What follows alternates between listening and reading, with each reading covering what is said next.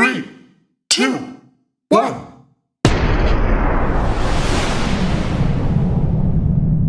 1. Lecimy. Lecimy? Lecimy. Witam Was serdecznie. Słuchajcie, dzisiaj inny kadr, chociaż trochę Wam znany.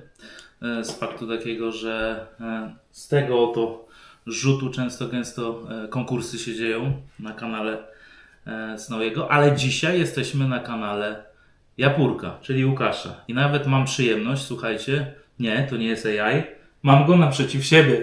Dzień dobry. Także dzisiaj nie ma buławy, dzisiaj jest symboliczne, chociaż już mamy to dawno za sobą, bo było bardzo fajne, kilka dni spędzamy razem, ale dzisiaj jest symboliczne uściśnięcie dłoni. Naszym Tak. lewo i prawo skrzydłowe są razem. Spotkanie na szczycie. Dokładnie, na szczycie i słuchajcie, przy jednym stole. I to jest najważniejsze. Przy jednym stole.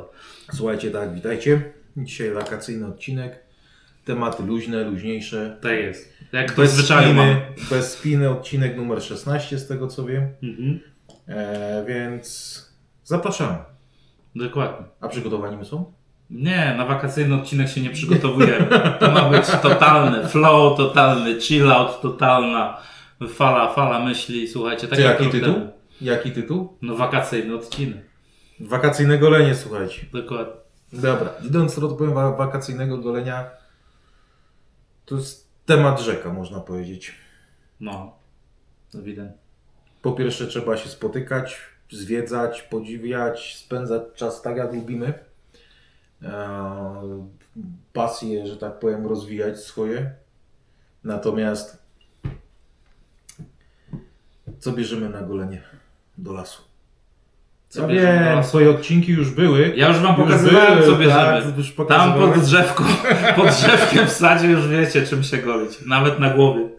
Tak, ty już takie odcinki poczyniłeś, natomiast podcast jako wakacyjny, to może inaczej zadamy pytanie. Dawaj. Jakie plany na wakacje miałeś? Masz, bo przecież to już prawie No. koniec, nie? Już tak. Słuchajcie, umówmy się tak. Jak odcinek wakacyjny, to golenie na bok, nie samym goleniem człowiek żyje. Dokładnie Dzisiaj są tak. wakacje.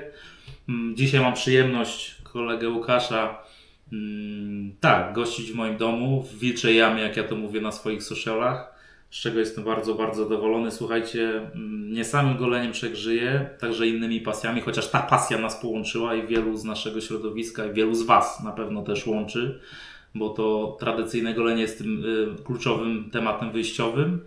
Co nie zmienia faktu, że nagle się okazuje, że są też inne pasje, że jest też zbieżność, jeżeli chodzi o rozmowę, o wspólne spędzanie czasu i można się właśnie przy symbolicznym jednym stole albo w Wilczej Jamie, czyli na granicy bez detali, tego się nie dowiecie, to jest moja słodka tajemnica i już teraz u Łukasza, co nie zmienia faktu, że na granicy Kociewia i Kaszub znaleźć na pięknym kawałku łona natury, a z faktu, że pasją Łukasza jest jednoślad, to mam też przyjemność, słuchajcie, przed domem, a dzisiaj miałem przyjemność sobie przypomnieć emocje z lat młodości, jak jednoślad był używany często gęsto.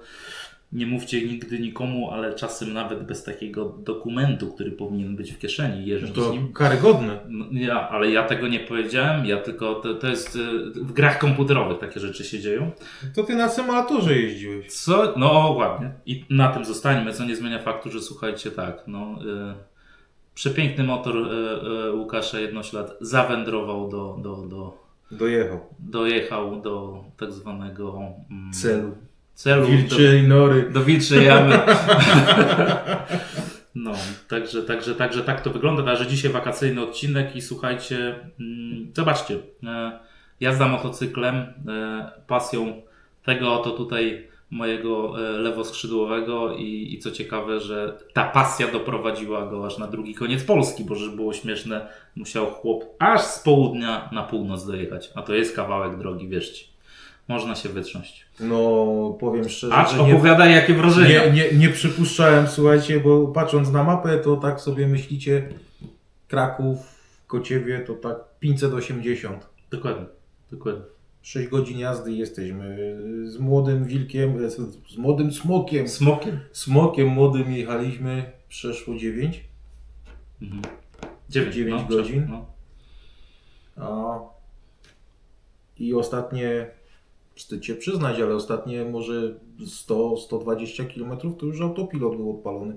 No, Także tam już powiedzmy, że czysto teoretycznie no człowiek też niewprawiony, nie? Pasja pasją, możemy kochać 2 kółka, możemy ale jednak jak nie ma się takiego wjeżdżenia w długie dystanse, to gdzieś wychodzi. Całe szczęście na co dzień gdzieś tam człowiek kierownicą cały czas kieruje, więc powiedzmy taka płynność, obycie i tak dalej na drodze nie ma problemu. Natomiast sam motocykl wbrew pozorom dość wymagającym sprzętem się okazał, jak chodzi o tak duży dystans. Oczywiście wszystko w samej czystej przyjemności, żadnych tam, że muszę, że to po prostu nawet godzinę dłużej, gdyby trzeba było, to jeszcze ten margines, natomiast no, nawigację kłamią. no, W stosunku, jak chodzi o motocykle, nawigację kłamią, trzeba dołożyć znacznie więcej czasu. No i taka pasja tak przywiodła, że trzeba jechać. W ogóle kiedyś, od jakiegoś tam czasu, ze swoim przyjacielem, też już fizycznym przyjacielem gdzieś tam z okolic Krakowa, zawsze sobie myśleliśmy, odkąd żeśmy się poznali, musimy jechać na rybkę nad morze. Tylko że ta rybka miała być w najdłuższy dzień w ciągu roku, czyli na przełomie czerwca i mieliśmy wracać, w sensie dojechać nad morze, wrócić. No więc po przedwczorajszej przygodzie drogowej powiem szczerze, że to jest fajny pomysł i wyzwanie jest mega, ale chyba sobie już wiem, że jest to do zrobienia, ale odpuszczę sobie. Tak zdroworozsądkowo do tematu odpuszczę sobie. Także wakacje, fajny czas, żeby zapomnieć o tradycyjnym goleniu, chociaż nie należy. no ewidentnie. Trzeba rozwijać swoje pasje. Byliśmy fajnie czas armaty lufy pooglądać. Słuchajcie, polecamy. Super sprawa. Koniecznie chciałem zabrać właśnie dużego smoka i małego smoka, który uwielbia militaria i wszystkie kwestie. Wiadomo chyba, no chłopak w końcu, rasowy chłopak to lubi armaty, czołgi, samoloty i inne kwestie militarne. Słuchajcie, polecam każdemu. Wejdźcie sobie na moje sociale. Dzisiaj właśnie miałem przyjemność smokom pokazać Muzeum Techniki Pancernej Gryf w Dąbrówce między Luzinem a Wejherowem dokładnie, na byłej jednostce wojskowej. Fantastyczne miejsce, a przy okazji też w idealnym stanie, słuchajcie, stara motoryzacja i dzisiaj właśnie stara motoryzacja od przedwojny pierwszej przez drugą całą, aż po nasze czasy i nie tylko, słuchajcie, syrenki, warburki i trabanty, nie, spokojnie, naprawdę cały arsenał różnych marek i w takim stanie, że no igła, po prostu nówka sztuka nieśmigana, nigdy nie jeżdżona. Największe wrażenie, jaki wywarł na mnie egzemplarz, model Mercedes-Benz z wojennego, Tak. z wojennego okresu, czyli to był tam 42-5. Mercedes taka, ja wiem, czy to był dostawczak, autobus. Tak. Takie Autobus, no. Wojenny autobus. Dokładnie. To jest jeden model, a drugi Mercedes-Benz, który był, to egzemplarz, model Mercedesa, który w działach Navarony bierze czynny udział w wielu scenach tego filmu i tylko tam był jako autobus, a tutaj była wersja podwoziowa jako straż pożarna. No. Fantastyczny egzemplarz, po prostu straż pożarna. Genialne wręcz wrażenie. Więc bardzo fajne muzeum, bardzo duże, zabrało nam to prawie 2,5 godziny. 2,5 godziny, no. Także naprawdę spokojnym tempem. Motocykle był skuter Osa, pierwsze roczniki WS-ki. Pierwszy rocznik WS-ki, BMW R35, czyli jednocylindrowy egzemplarz motocykla. No powiem, w fantastycznym stanie. Widać, że ktoś tam przyłożył się do tego. Były Dniepry, Kaśki, po prostu rosyjskie motocykle z wózkiem. Dokładnie. Co tam jeszcze widzieliśmy? Rowery wojskowe. Rowery, pojazdy piechoty i ochrony pogranicza w 39. Czyli po prostu rower z latarką. Rower z latarką, z ładnym ekwipunkiem typu koc. Tak. I tam był chyba na rozkazy taka blaszana, taka coś. Dokładnie. Taka rolka blaszana. Także fajne ze smakiem i powiem szczerze, że faktycznie jak na wojskowe muzeum, część motoryzacyjna, no powiem szczerze, że można było sobie prześledzić historię Fiata 126, jak od oryginału pierwszego włoskiego egzemplarza przez nasze polskie egzemplarze, kończąc na licencyjnym rosyjskiej Ładzie. Także te egzemplarze tam były zastawy, były Warszawa. Słuchajcie, Garbus w stanie perełka, ale też ta końcowa wersja już taka jako nowoczesna sedan, już z tymi wlotami powietrza takimi specyficznymi. Czyli Warszawa M10 to była ta Garbus. Tak, Garbusek i później sedan, no już taka poważna. Więc naprawdę zbiór pokaźny. I się rozrasta. Słuchajcie, co roku śledzę ich właśnie na Instagramie, mniej więcej średnio statystycznie. Dzisiaj z wielką przyjemnością mogę z Łukaszem i z jego synkiem pojechać właśnie i słuchajcie, rozrasta się naprawdę cały czas nowe eksponaty. Nawet moim zdaniem, tak jak patrzę na przestrzeni lat, bardzo się rozrasta właśnie temat motoryzacyjny, hacząc oczywiście o kwestie II wojny światowej i powojenne, bo dla jasności nie są tylko tam rosyjskie i niemieckie, też amerykańska motoryzacja jest, cały arsenał przecież jest Opli, ale tych prawdziwych Opli, które jeszcze były niemieckimi Oplami, ale i osobowe, i wojskowe, i ciężarowe, i autobusy. Powiem Wam szczerze, naprawdę przegląd Opla, Mercedesa, nawet też rosyjska motoryzacja też jest, chociaż nie wiem czemu przez niektórych ostatnio mniej lubiana, ale słuchajcie, nie wchodząc w politykę, no bo to już nieważne z jakiej narodowości kto, no nie oceniajmy motoryzacji przez pryzmat politycznych czy światopoglądowych kwestii, bo takie też przeczytałem w dzisiejszym komentarzu, który zamieściłem na swoich socialach, że czołgi rosyjskie to nie są fajne. Owszem, te co dzisiaj robią za naszą wschodnią granicę może nie są ewidentnie, ale jeżeli chodzi o II wojnę światową, ja na to patrzę stricte technicznie i historycznie. Ale mówiłeś o motoryzacji, a pamiętajmy, że przecież ta motoryzacja jeździła po naszych polskich drogach, bo innej nie było. Też. Więc trudno wyprzeć, wymazać, wygumkować, wydelejtować jakkolwiek. Po prostu było i czasami fajnie popatrzeć na starego węgierskiego Ikarusa. Który tam stał, fajnie popatrzeć na naszego ogórka. To nasze autobusy, które do szkoły nas wiozły. Dokładnie. Ikarusy, Fajnie popatrzeć na ten rosyjski ciężki sprzęt, który przecież po poligonach hasał i gdzieś tam czasami na drogach można było go zobaczyć. Przecież te wszystkie ziły, które tam stoją, to przecież swojego czasu jeszcze na naszych budowach ziemię woziły. Więc tego się fajnie przypomnieć sobie. Przypomnieć sobie jeden z oglądających.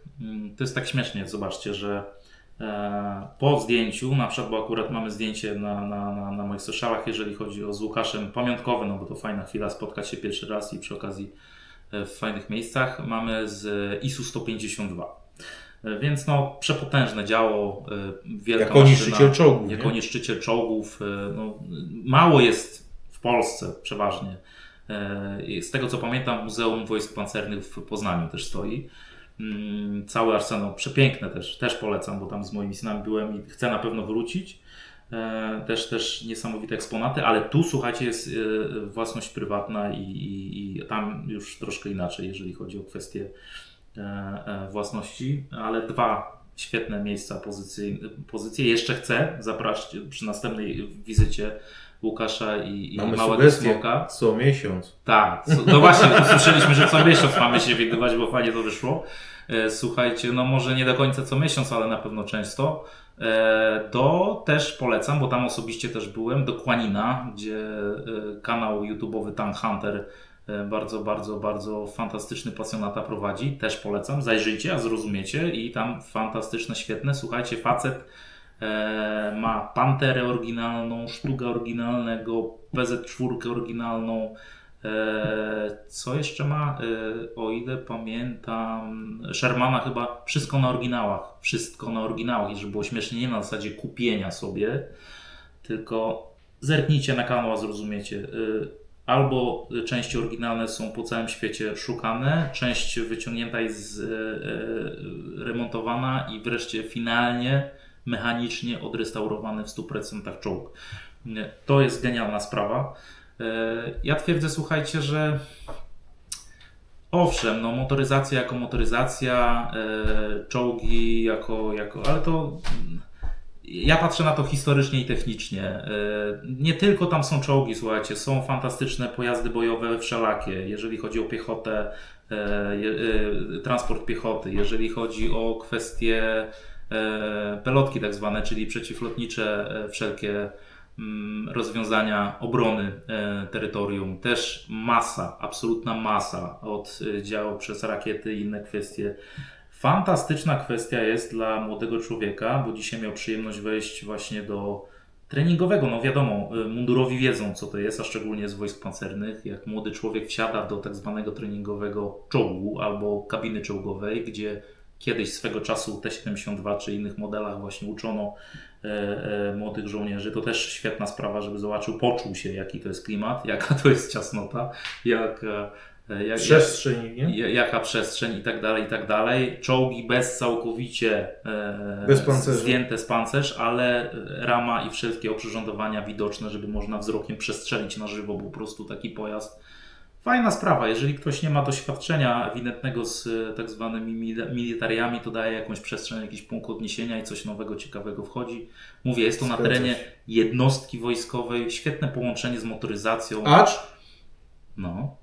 minus, mają. Jeden jest. I tutaj jeżeli ktokolwiek z Ryfu ogląda, proszę absolutnie, proszę to naprawić. Jeden minus jak stąd do Afryki, słuchajcie, zniknął, który był. Sklepik z pamiątkami. A były przefantastyczne pamiątki, nie ma żadnego. Stąd wracam do domu bez magnesów na lodówkę. No, bez łuski od pocisku przeciwczołgowego i Bez, tak dalej. bez czapki generalskiej. Bez gąsienicy czołgowej, bo nie mogliśmy wynieść. Tak. Ciężka jakaś była, wiecie. Tak, do plecaka urywała te plecakowe uszy. Plecak się urwał, słuchajcie. Kawałek gąsienicy wsadziliśmy, plecak się urwał. Ja nie wiem, z czego tę gąsienicę robili w tej drugiej Po wojnie prostu światowej. wracamy bzz. No, także to jest to, ale sam sobie. Jeszcze zapomnieliśmy o ważnej rzeczy, bo jest też integralną częścią. Słuchajcie, muzeum saperskie też jest. I naprawdę potrafi rozjaśnić horyzont.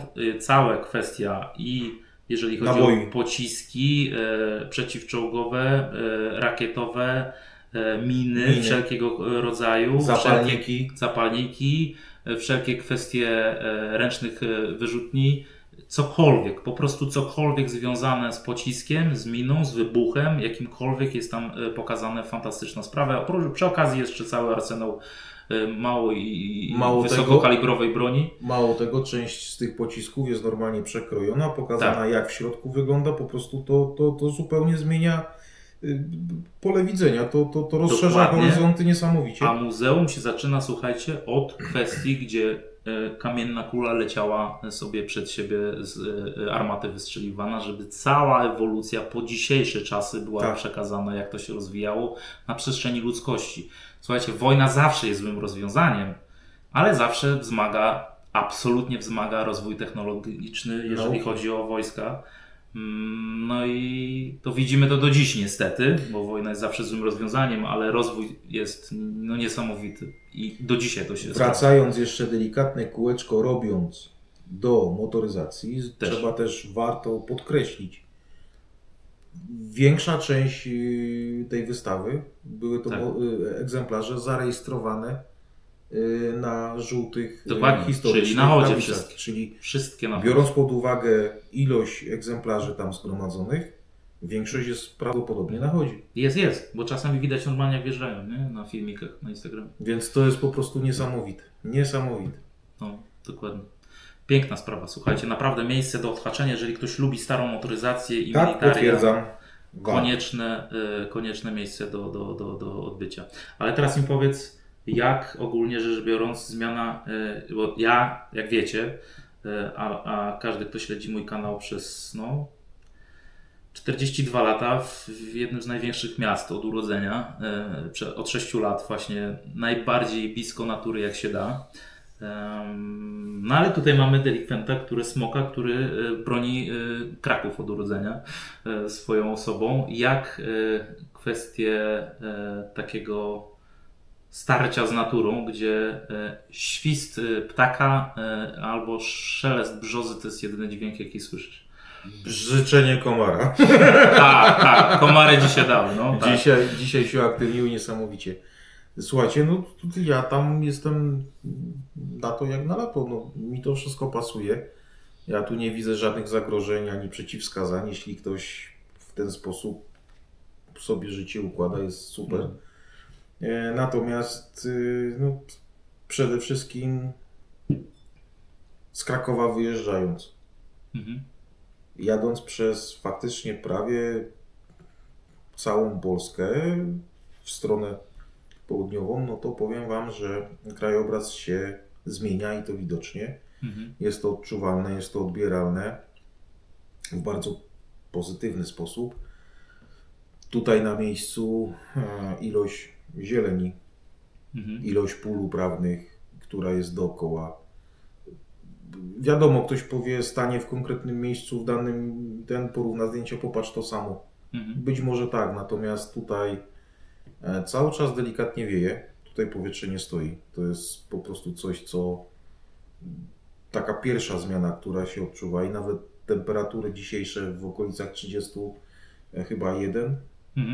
31 do 33, no nawet. To około 33, to tutaj, jak to się mówi, krótki rękawek albo też bez i sobie siedzimy i sobie można rozmawiać, coś tam wieje, coś się dzieje, ta temperatura zupełnie inaczej. No ale to jest taka właśnie różnica, nie? Siedzisz w bloku, w blokowisku, w mieście, no, nagrzane chodniki, asfalty i inne rzeczy. Ten cały pył, kurz, który w tym momencie występuje, no to wszystko w powietrzu, to się unosi. I to nie jest nic fajnego. No tutaj powiem szczerze, fajnie, bo znowu noce są dość przyjemnie chłodne, więc człowiek zdąży się zregenerować, że tak powiem, do rana i walczymy od rana fajnie, przyjemnie. Sama droga troszkę dała się w kość, więc jeden dzień, może nie wyjęty z kalendarza, co całkowity taki relaks, reset. I człowiek się relaksuje, w sensie takim odpoczywa. Wzrok zupełnie gdzie indziej zawieszony. Fajnie tutaj się rozprzestrzenia pewien widoczek, którego nie będziemy może jeszcze ujawniać. Może przyjdzie pora na rolkę taką inną, może fotkę, zobaczymy. Powiem Wam tylko, żeby już całkowicie nie zostawić Was bez niczego. Niektóre widokówki ze Szwajcarii są podobne. Tak jak powiedziałem, że jest Wilcza Jama jest na granicy Kociewej Kaszub i powiem Wam szczerze, że tu już się zaczyna fala kaszubska, jeżeli chodzi o krajobraz. Jeżeli ktoś kiedykolwiek był na Kaszubach, a dzisiaj wybrałem właśnie jadąc do muzeum specjalnie taką trasę, bo wiecie jak to jest. Narobili nam tych autostrad. Nie to, że się żalę, ale narobili nam tych autostrad i jedyne co widzimy to biały punkt i ciśniemy przez 4, 5, 6 godzin w bliżej nieokreślonym Ale wtedy celu. GPS się mniej kłamie mniej, w sensie nawigacja, jak chodzi o czas dojazdu. To tak. Transport jest fajny, komunikacja jest fajna, ale zauważcie, że odkąd zaczęliśmy się poruszać tymi właśnie drogami szybkiego ruchu, autostrady, obwodnice i inne cudaki, to mniej widzimy kraju. Mniej widzimy natury, mniej widzimy tej Polski, mniej widzimy jak ludzie żyją. Widzimy po prostu tylko światełko w tunelu i prędkościomierz. No i dzisiaj postanowiłem właśnie pokazać taką wzorcową, wyjątkową, nawet z dala od mojego domostwa, prawdziwą falę kaszubską, jeżeli chodzi o krajobraz. No i chyba robi wrażenie. Chyba robi wrażenie. Ale a propos tych autostrad, to tak jak już tutaj powiedziałem, pierwszą część, około 60 km dojechałem do Jędrzejów drogą szybkiego ruchu, to jeszcze nie autostrada, i tam już w stronę Tomaszów Mazowiecki i później do góry już w stronę Włocławka, takimi bocznymi, można powiedzieć, później krajowymi drogami. Powiem Wam, jeśli oglądaliście bajkę Samochody, Cars, Mhm. to historia jest taka sama. Przy tych bocznych drogach jadąc, ilość pozamykanych stacji benzynowych, Tak, no. ilość pozamykanych byłych zajazdów, takich ośrodków, gdzie można było, tak jak teraz wszędzie budują te mopy, nie? Przy tych szybkich drogach. Mhm. Kiedyś to były jakieś zajazdy, to były jakieś tam gościńce, restauracje Tak, i dokładnie. inne rzeczy. Słuchajcie, niesamowita ilość opuszczonych, pozostawianych samych sobie. A druga rzecz, która mi się rzuciła, w tych mniejszych miejscowościach, czy nawet wioskach troszkę większych, tam gdzie były te ośrodki, dajmy na to, gdzie się ten transport gdzieś coś przemieszczał, zatrzymywał, co mamy? Nie reklamując sklepów, nie reklamując nic. Supermarkety, hipermarkety na zasadzie mniej lub bardziej wielkopowierzchniowych, ale to są, nie wiem, Dino, Biedronki, Lidly. Po kolei wybierzcie sobie, które chcecie i one praktycznie gdzieś obok, tam gdzie się te wioski, życie, gdzie tam jeszcze siedli, tylko tyle, nie? Tylko to koniec, nie? Dokładnie. A jeśli już mamy przystanek, to na 95% spotkasz tam żabkę. To jest takie coś, co się rzuca w oczy jadąc niespiesznie przez jak to wszystko się zmieniło. Drogi, pomimo że mamy lepsze w tamtym, bo są już wyremontowane, są fajne, niejednokrotnie biegną, nie wiem, 100 metrów od tej autostrady, bo tak jest przecież od Włocławka aż do Gdańska, praktycznie to jest równoległa droga. Życie zamiera, nie? No, dokładnie, dokładnie. No niestety, jak jest przekierowany ruch kołowy na ten szybki, który się nie ma zatrzymać, tylko przez 4-5 godzin masz przejechać na drugi koniec Polski, to niestety wszystkie inne kwestie. Wiecie co, dlaczego ja lubię, tak jak dzisiaj pokazałem i prywatnie i zawodowo, że nie jestem zmuszony jak najszybciej się z punktu A do punktu B przemieścić, to ja jestem znany w moim otoczeniu moich znajomych do tego, że ja zawsze jeżdżę bokami. Wiadomo, wilk ma zawsze swoje kąty, idzie swoimi ścieżkami. Nigdy jak lemming albo baran przez środek za drugim. To jest pierwsza kwestia, ale też z wyboru jako kierowca i całkowicie rozumiem Łukasza, że wolał dłużej jechać, bo ja też tak czasem mam, że wolę dłużej jechać w danym miejscu, jeżeli się przemieszczam w jakieś fajne miejsce, które chciałbym zobaczyć, jeżeli chodzi o nasz kraj, bo szczerze przyznam, to nie to, że neguję, żebyście tego źle nie odebrali, każdy niech robi jak lubi, ale ja osobiście wolę absolutnie spędzać czas wolny w moim pięknym kraju, w Polsce, bo za każdym razem, jak słyszę, że ktoś już całą Polskę zwiedził, już nie ma co zobaczyć, nie zgadzam się z tym. Zawsze w Polsce jest co zobaczyć i nawet powiem więcej, jak się wróci w dane miejsce, to ono się po prostu zmienia. Ale kraj mamy na tyle duży i piękny, że jest tyle urokliwych miejsc, że zawsze można co zobaczyć. I słuchajcie, i lubię właśnie wybrać dłuższą trasę, ale ja chcę zobaczyć, jak wygląda przede wszystkim natura i przyroda, bo to mnie wewnętrznie najbardziej urzeka, ale też zobaczyć, jak zwyczajni, normalni mieszkańcy danego rejonu, terytorium naszego kraju żyją. A nie jak wygląda autostrada i czemu wiatrołapy są wyższe albo niższe, ile mopów i jaka stacja benzynowa, KFC czy McDonald's jest po drodze, bo to naprawdę w ogóle mnie nie fascynuje. Wręcz odwrotnie, po godzinie 2 taką drogą zaczynam się głęboko nudzić. Acz mówię, czasem się przydaje w celach zawodowych czy coś, żeby się bardzo szybko przemieścić. Znaczy wiesz, jadąc motocyklem, 2 osoby, jeśli jest to motocykl w cudzysłowie turystyczny, no to też tej średniej przelotowej nie mamy zbyt wysokiej, bo walczymy z oporami, powietrzem, wagą na motocyklu i tak dalej, i tak dalej. I są specjaliści, którzy potrafią, wiesz, kłaść non-stop przez ileś godzin i to tam się nie zmienia. Tylko troszkę inny motocykl, nie? Wtedy tam wchodzi w grę, bo są inne sprzęty do tego. Natomiast wtedy rozumiem, że ten gość chce połknąć, nie wiem, 200, 300, 400 kilometrów i już tam na miejscu sobie penetrować, oglądać, zwiedzać.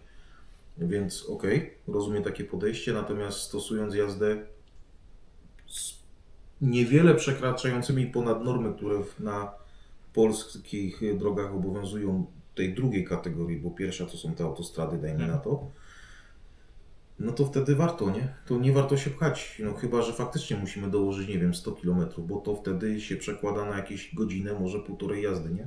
No to tak. To gdzieś te półtorej godziny czasami warto urwać. Ale jak te 60 dołożysz i zobaczysz coś wyjątkowego. Tak, ale jeśli to mam jest dołożyć rewelacja. 60, 80 i zrobić sobie jedną przerwę więcej, Mhm.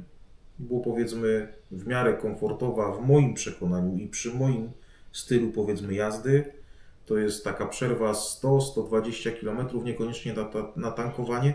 To jest ten model jazdy, gdzie powiedzmy jest parę minut, żeby się coś napić, coś oglądnąć, zobaczyć. Słuchajcie, to jest jak z tradycyjnym goleniem, że zahaczę, mimo że dzisiaj odcinek wakacyjny. Po to rezygnujemy, żebyście zrozumieli jakiś tok myślenia w tej łysej głowie. Po to rezygnujemy z szybkiego burczenia na twarzy albo jeszcze szybszego szarpania jakąś tam plastikowym, nie powiem czym, bo nie będę sobie... Ty chcesz mnie zachęcić do żelu? No nie. A wolimy poświęcić trochę czasu. Ja na przykład nie do końca rozumiem, mówię, no nie każdy, to jest indywidualna sprawa, ale nie do końca zawsze rozumiem, bo są takie czasami, jak czytam komentarze czy coś, że ktoś jest niesmaczony, bo trzeba tą pianę kręcić, ale słuchajcie, to jest przyjemne, żeby sobie poświęcić. Ja zawsze twierdzę to, co na filmach mówię, że tradycyjne golenie to nie jest fabryka, że ani puszka z jakimś harczącym czymś chemiczno-podobnym, a nazywa niektórzy to pianką czy pianą, chociaż piany to na oczy nie widziało, chociaż my dobrze wiemy tradycyjnie golącym się, jak wygląda piana. Na pewno nie tak jak w tych puszkach.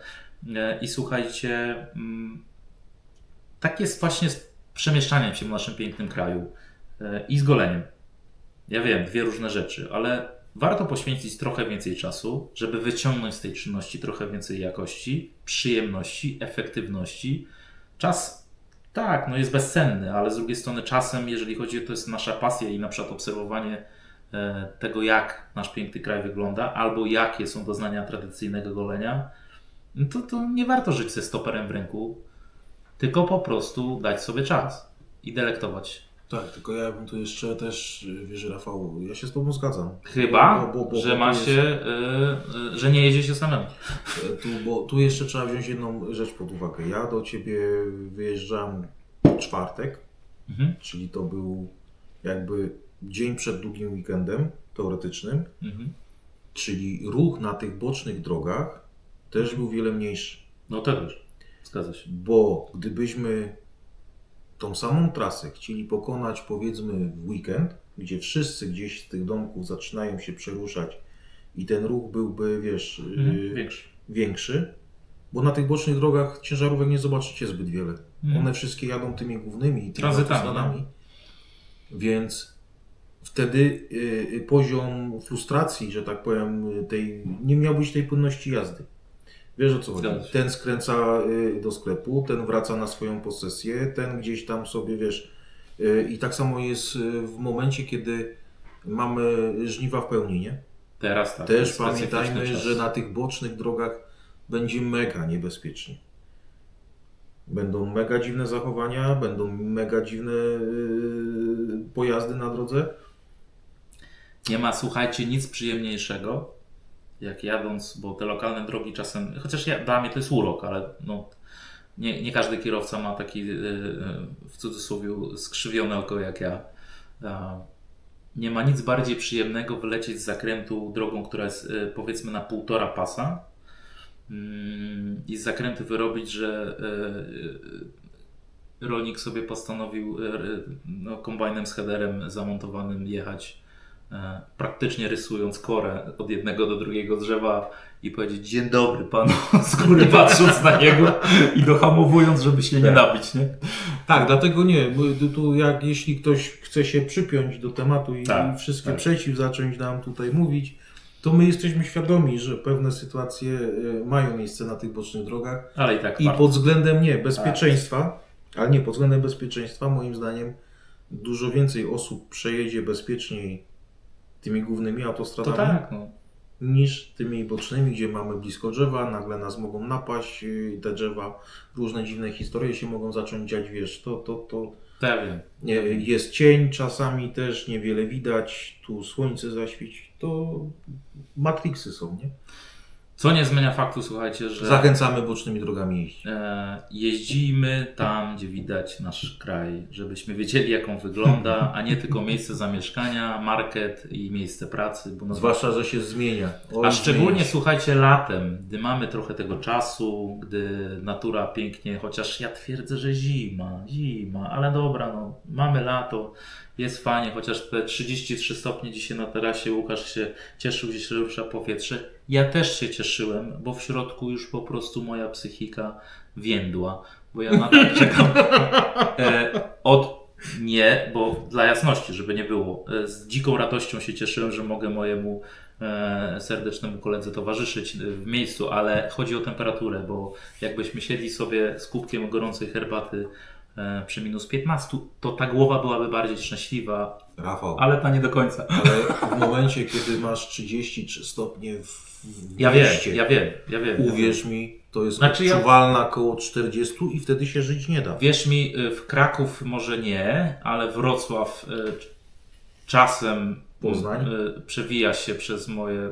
Poznań mniej, ale we Wrocławiu to czuję, wiesz, że przewija się przez moje jestestwo zawodowe czasem też. I powiem szczerze, że jak wychodzę we Wrocławiu, oprócz tego, że bardzo ładne miasto, bardzo fajnie historyczne, tam się wszystko zgadza. Bardzo lubię Wrocław, jeżeli chodzi i chcę polubić Kraków, a wiem, że jest co lubić, więc trzeba się tam znaleźć. Ale jeżeli chodzi o kwestię, bo chcę, żeby Łukasz mi pokazał, tak jak ja pokazuję mu moje miejsce moimi oczyma, żeby zobaczyć po prostu Kraków oczyma Łukasza, więc to jest też fajne, jak rodowity mieszkaniec pokazuje Ci swoje miejsce. Ja Ci mogę nową hutę co najwyżej pokazać. No ale znasz chyba całe swoje miasto, nie? Zwarcie mieliśmy. No i słuchajcie, ja miałem Ci, że tak powiem, prosić, żebyś mi pokazał Kraków, a kamera nam pokazała, co to jest 33 stopnie w cieniu i 25 stopni w domu i się przegrzałam z tych emocji, które To z tutaj emocji. parują z nas. Słuchaj, no ja Ci Kraków mogę pokazać. Na widokówce. Dobra, niech będzie. Dla mnie Kraków jest fantastycznym miejscem, to na pewno. Mhm. Mnóstwo rzeczy historycznych do W pokazania. końcu nasza stolica. Dawna stolica i nie przenoście nam tego do Krakowa. Jak śpiewał. Nie psujcie nam Krakowa. Nie psujcie nam Krakowa. Z drugiej strony Mleczko bardzo fajnie pokazuje współpracę i miłość tak, dwóch stolic. Mhm. Więc polecam pracownię pana Mleczki. Kontrowersyjna postać, nomen omen. No, ale inteligentny humor. Ale humor w miarę inteligentny. Wiesz, w Krakowie bez zmian, tak jak na froncie. Smok stoi, Wawel stoi. Wawel jest, chociaż troszkę się nam zmienił Wawel, niechcąco. Ale to miało być nie o polityce, nie? A, ten Wawel Ci się zmienił. No zmienił mi się. To nie, to już nie psujmy sobie Chodźmy wakacyjnego dalej. humoru. Nie, chodźmy dalej. Więc mamy smoka. Smok jest bez zmian. Smok jest bez zmian, trzeba wrzucić 5 zł, on wtedy zieje ogniem. Słuchaj, Wisła płynie. Co Ci jeszcze miałem powiedzieć? No, nowa huta. Zapraszam, zmienia się miejsce bardzo, bardzo mocno. Nie, no tak poważnie, słuchajcie. Kraków, jeśli chcecie fajnie zobaczyć, to szacuję 5 dni. Mhm. To jest po prostu nie do ogarnięcia, bo i lokalizacyjnie, i ilościowo tematów, które są ciekawe, jest mnóstwo. Worek pieniędzy przy okazji, bo niestety pewne ceny mamy na poziomie europejskim, jak chodzi o zwiedzanie. Jak większość dużych miast, nie? Więc przepraszam, to nie moja wina.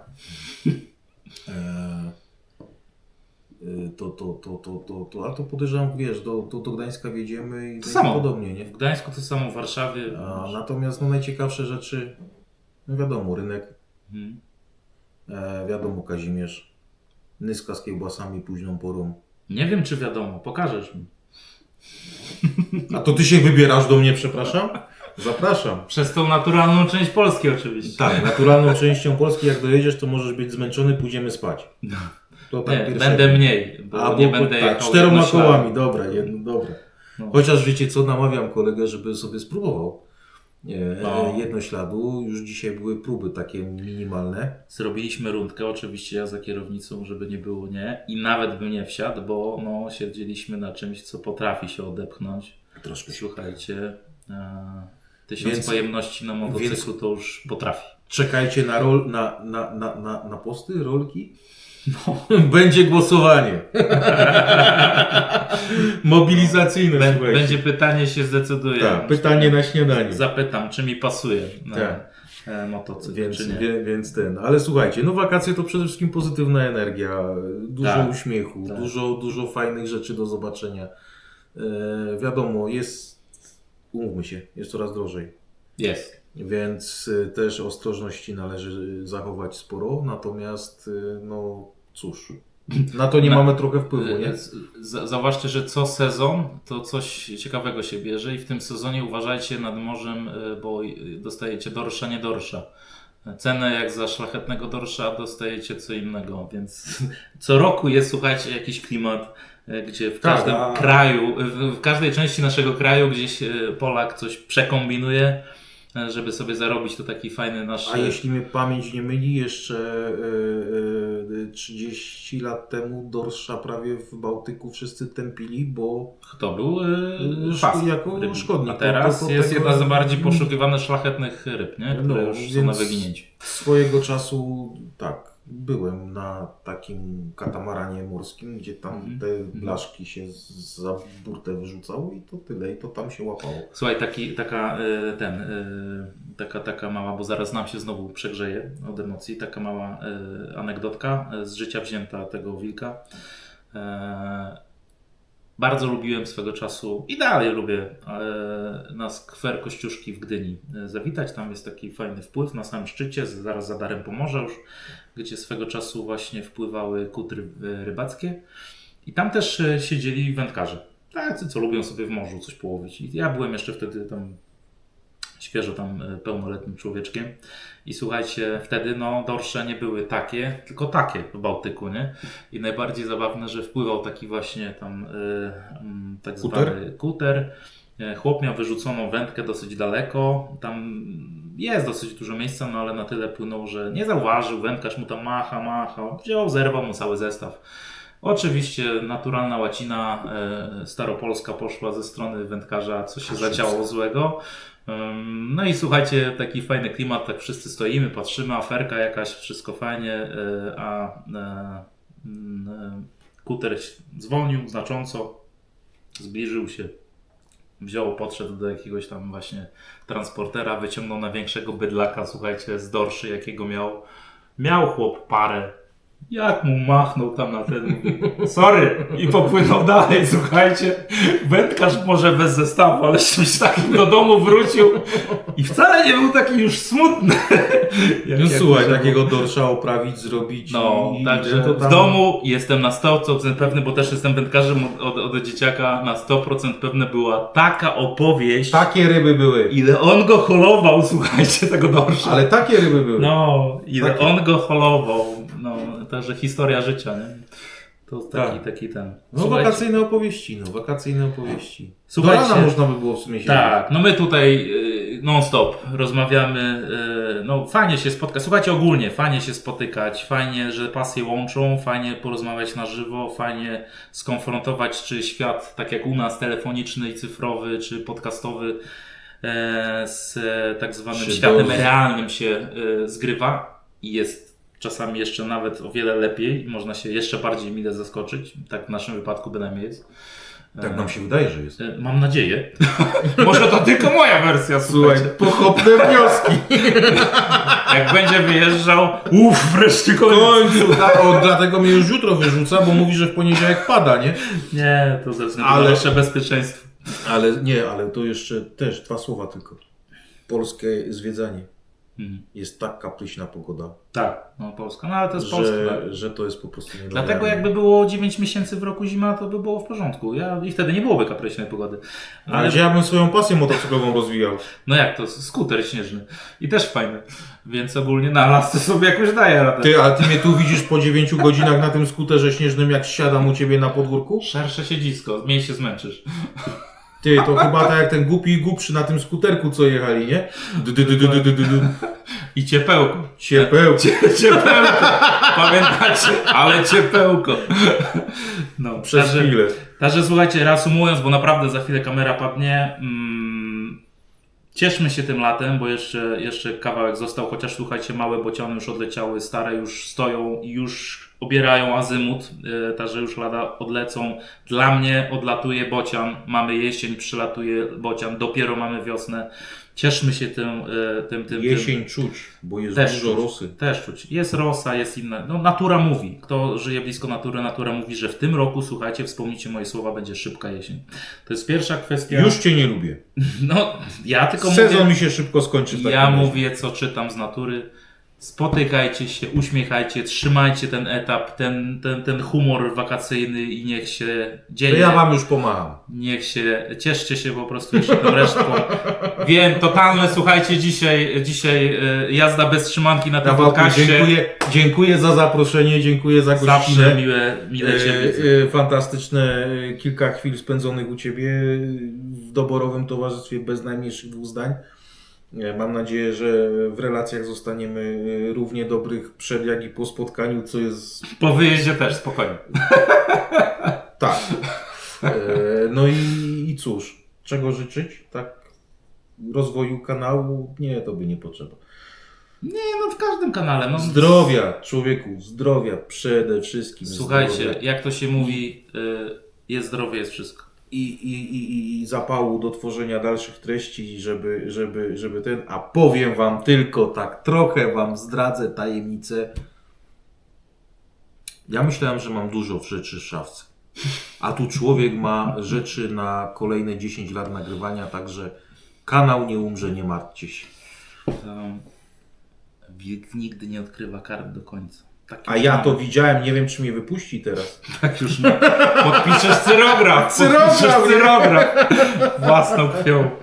Fantastyczne rzeczy nas czekają, mam nadzieję. Będziemy odkrywać nowe rzeczy na swoich kanałach, będziemy dalej współpracować, będziemy dalej się wymieniać i doświadczeniami, Dokładnie. towarem, który jest do pokazania, bo to jest, uważam, bardzo fajna możliwość Współpraca, współpracy. kooperacja, pewnie. No i cóż, Rafałku, jeszcze raz. A wam, ludki, Trzymajcie pa. się. Najlepszego. I do Trzymajcie zobaczenia. się. Hej. Cześć.